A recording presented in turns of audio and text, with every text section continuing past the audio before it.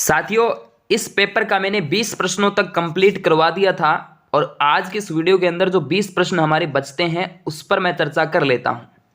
पशुधन सहायक भर्ती परीक्षा 2022 का पेपर 4 जून 2022 को ये संपन्न होता है। इसका संबंध मैं कहीं ना कहीं पशु परिचर भर्ती के साथ संबंध रख रहा हूँ। प्रश्नों को किस तरीके से पूछा जा सकता है मैंने पहले वाले वीडियो के अंदर भी आपको बताया था। आज भी कहीं ना कहीं मैं बताने की कोशिश करूंगा। पशु परिचर का जो सिलेबस है उसके अकॉर्डिंग अगर देखा जाए, एक तो नया जीके आपसे पूछा जाएगा, एक संपूर्ण राजस्थान जीके उसके अंदर आने वाला है। ठीक है, अगर कहीं ना कहीं इसके साथ मिलान करें हम, हालांकि उसके अंदर आपके स्पेशली पार्ट भी दे रखा है जिसका नाम बी पार्ट है, जिसमें पशुओं के साथ संबंध रहता है पूरा पूरा।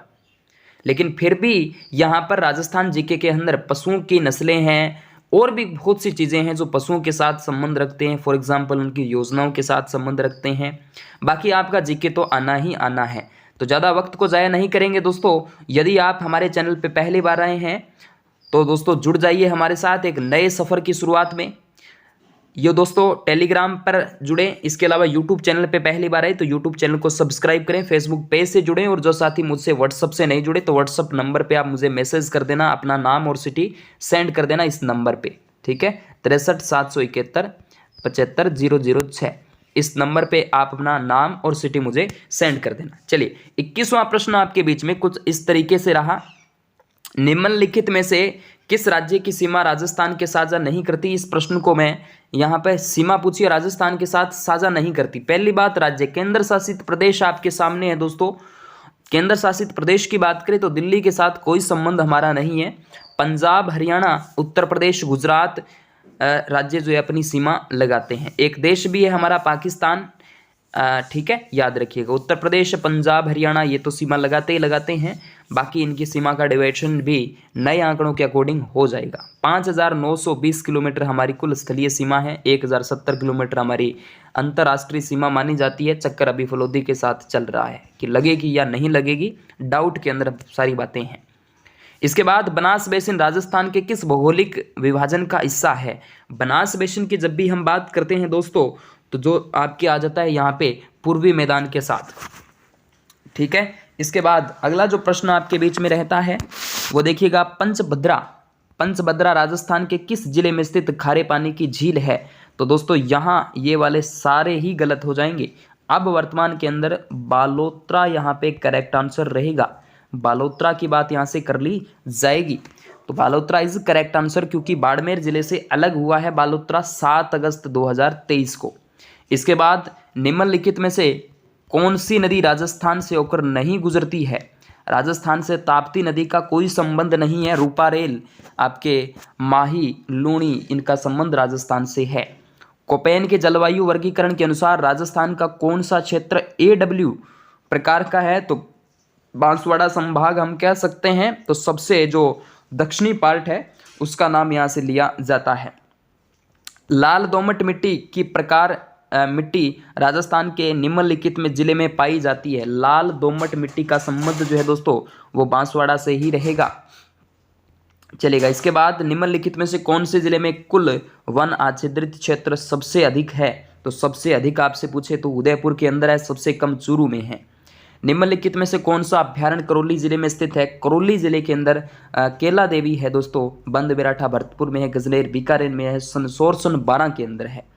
उसके बाद 29 नंबर पे झालाना सफारी जयपुर का जब भी नाम लिया जाता है तो माचिया सफारी आपके नहीं है, केवलादेव राष्ट्रीय उद्यान भरतपुर में, रणथंभौर सवाई माधोपुर में है। सुंदर सफारी पार्क है जो तेंदुआ के लिए प्रसिद्ध मानी जाती है।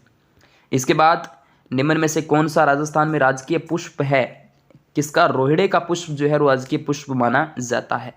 प्लास हरी अग्नि जिसे कहा जाता है, जंगल की ज्वाला जिसे कहा जा सकता है। राजस्थान सरकार ने जयपुर, उदयपुर, जोधपुर के वायु गुणवत्ता सूचकांक के बारे में जानकारी साझा करने के लिए मोबाइल एप्लीकेशन लॉन्च किया था। ये करंट का प्रश्न उस टाइम, ध्यान देना इसका। राजवायु निम्न में से राजस्थान में मरुस्थलीकरण का कारण नहीं है। मरुस्थलीकरण का कारण नहीं पूछा है तो जैविक खेती नहीं है, बाकी अधिक चराई है, जुताई है, जनसंख्या आपके हो सकती है। उसके बाद हम बात करते हैं ICAR द्वारा राजस्थान के कितने कृषि जलवायु क्षेत्रों में विभाजित किया है? तो 33 नंबर का करेक्ट आंसर आपके सामने बी हो जाता है, 10 जलवायु। अच्छा प्रश्न है, उस टाइम ट्रेंडिंग में प्रश्न ये रहा था। 2019 के अनुसार राजस्थान में ऊन उत्पादन में राजस्थान का स्थान पहला है क्या? कौन सा है? तो यहाँ पे फर्स्ट स्थान रहेगा।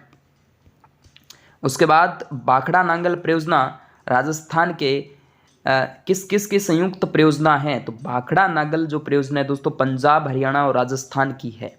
कंवरसेन लिफ्ट नहर ये दोस्तों बीकानेर को पेयजल आपूर्ति करवाती है। बिल्कुल करेक्ट आंसर बी हो जाएगा, सॉरी सी। जाखम बांध राजस्थान के किस जिले में स्थित है? तो जाखम बांध जो है दोस्तों वो आपके प्रतापगढ़ के साथ संबंध रखता है, जाखम नदी पर। निम्नलिखित में से किस स्थान पर राजस्थान का सबसे बड़ा थर्मल पावर प्लांट है? तो थर्मल पावर प्लांट राजस्थान के अंदर किस पे है? सूरतगढ़, छाबड़ा, कंफ्यूज आपको कर सकता है, सबसे बड़ा पूछे तो छाबड़ा है। इसके बाद राजस्थान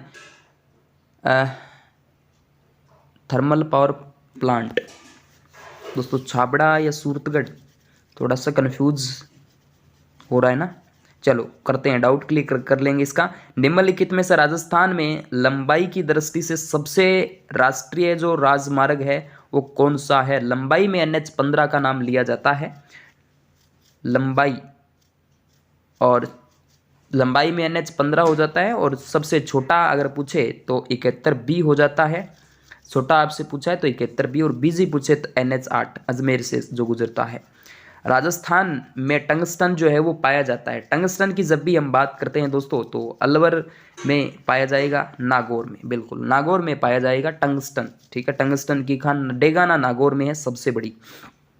तो ये कुछ क्वेश्चन हमने डिस्कस किए। ओके दोस्तों, थैंक यू।